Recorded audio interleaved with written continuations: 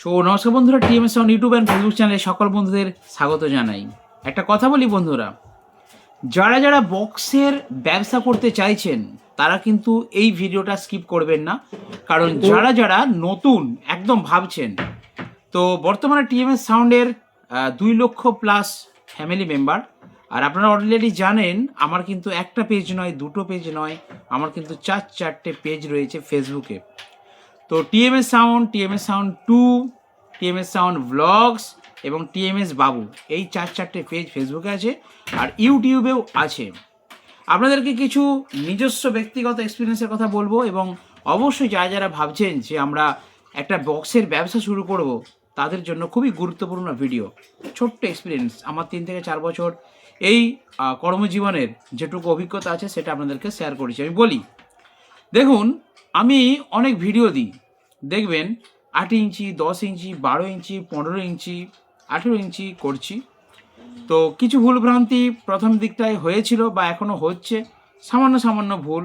হয়তো কোনো একটা জায়গায় বাটাম লাগানো হয়নি, কোনোটা জায়গায় ভালো করে আঠা দেওয়া হয়নি, কোনোটা জায়গায় ভালো করে কালার হয়নি।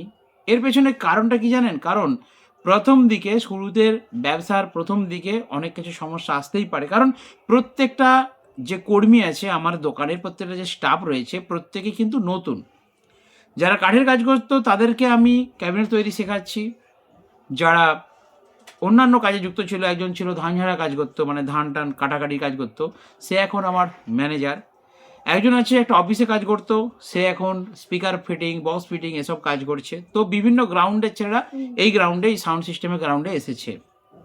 তো যারা যারা নতুন ব্যবসা করতে চাইছেন, তার মানে কি, এই যে নতুন নতুন মিস্ত্রি দিয়ে কাজ করাচ্ছি, কিছু কিছু ভুলভ্রান্তি হচ্ছে, সময় লাগছে। একটা 8 ইঞ্চি পপ বেস তৈরি করতে একজন এক্সপার্ট মিস্ত্রি, তার মিনিমাম লাগবে,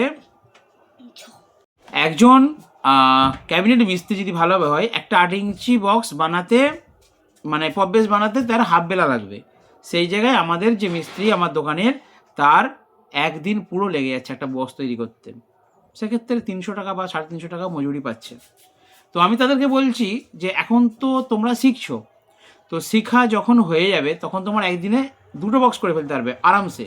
কারণ আমি দেখেছি যারা বড় ক্যাবিনেট সেন্টার কাজ করে 2-3টে করে কিন্তু ক্যাবিনেট বানিয়ে ফেলে। তার মানে কি, এখন তাহলে প্রথমে কি হচ্ছে, শুরুতে সময় লাগছে, যার জন্য রোজগারটা কম হচ্ছে।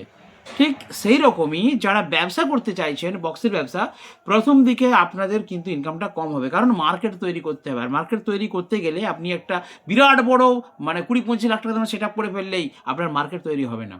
মার্কেট তৈরি করতে গেলে আপনাকে এক্সপিরিয়েন্স করতে হবে।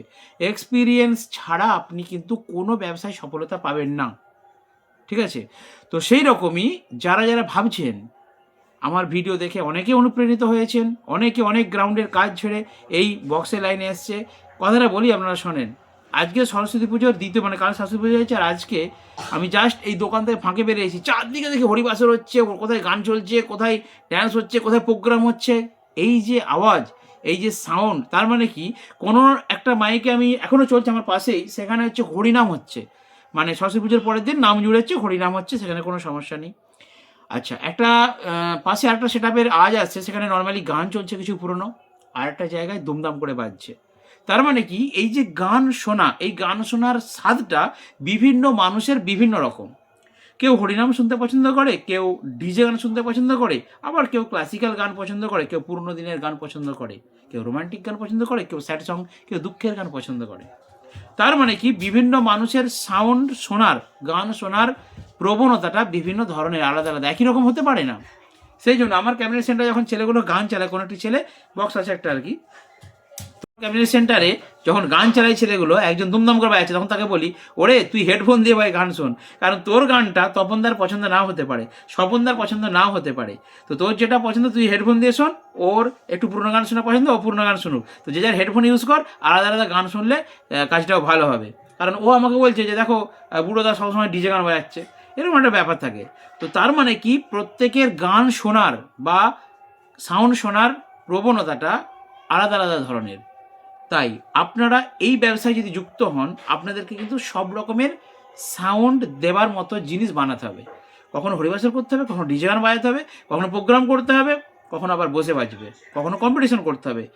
এত কিছু ভেবে কিন্তু আপনাকে সাউন্ড সেট আপ তৈরি করতে হবে।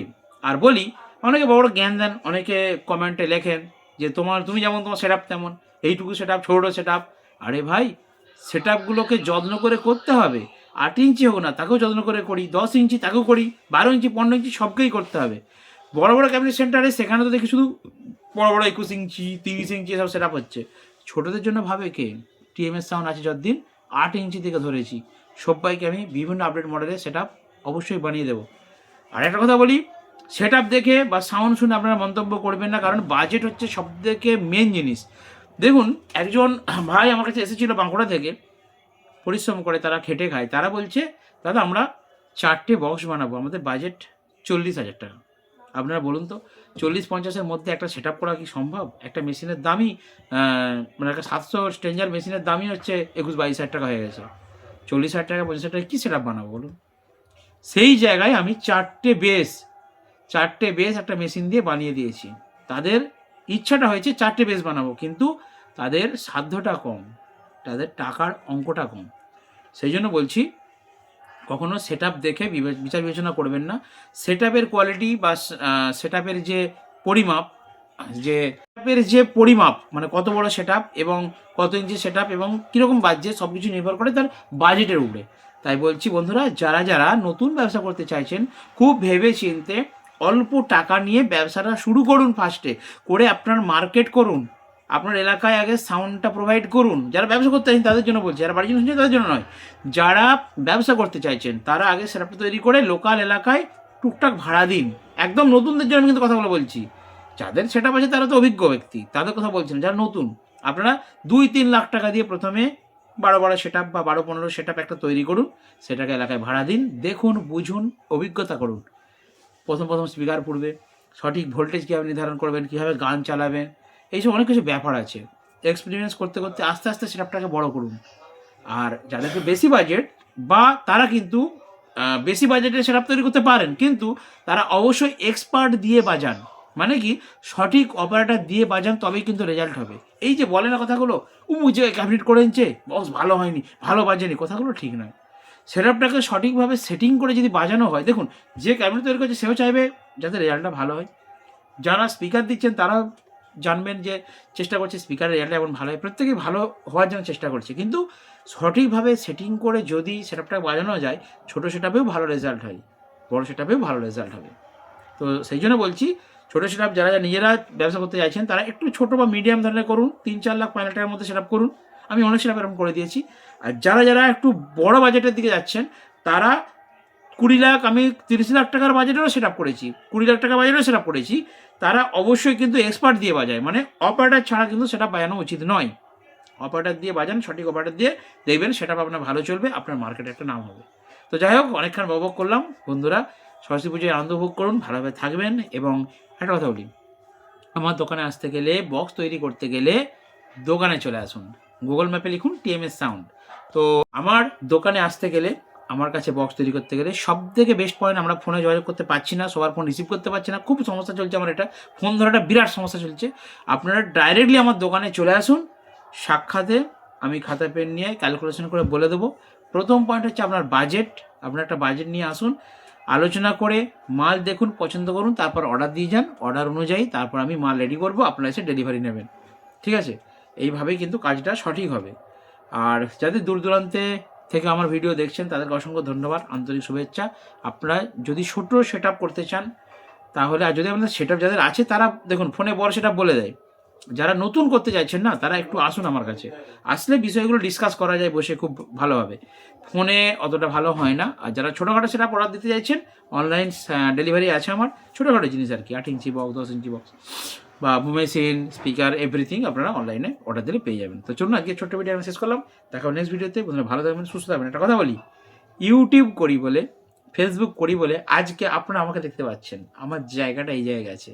তাই বলছি, শুধু ব্যবসা করে বা মেহনত করে ইনকাম করা যায় না, আরও একটা রাস্তা রয়েছে, সেটা হলো অনলাইনে, সোশ্যাল মিডিয়াতে কিন্তু পয়সা রোজগার করা যায়। তার জন্য সঠিক তালিকা জানতে হবে, সঠিক পদ্ধতি জানতে হবে। আজকে আমার এই চ্যানেলগুলোই 48 ঘন্টায় ভিউজ আসে, 3 লাখ 4 লাখ করে ভিউজ আসে। কেন জানেন? কারণ এর সিস্টেমটা জানতে হবে, জেনে ভিডিওগুলোকে সঠিক সময় আপলোড করতে হবে।